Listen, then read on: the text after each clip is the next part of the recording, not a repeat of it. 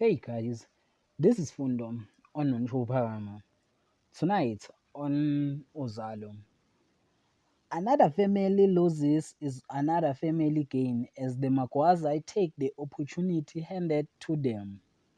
And Nomaswazi is suspicious that her mother slept with Mamba and her mother refused that suspicions.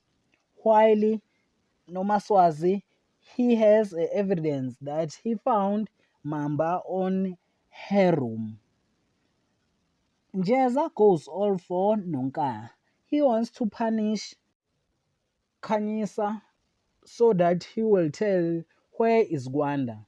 And Kanyisa tell Njeza that Gwanda is on the South Beach. And Njeza, it seems like he got the information he wants.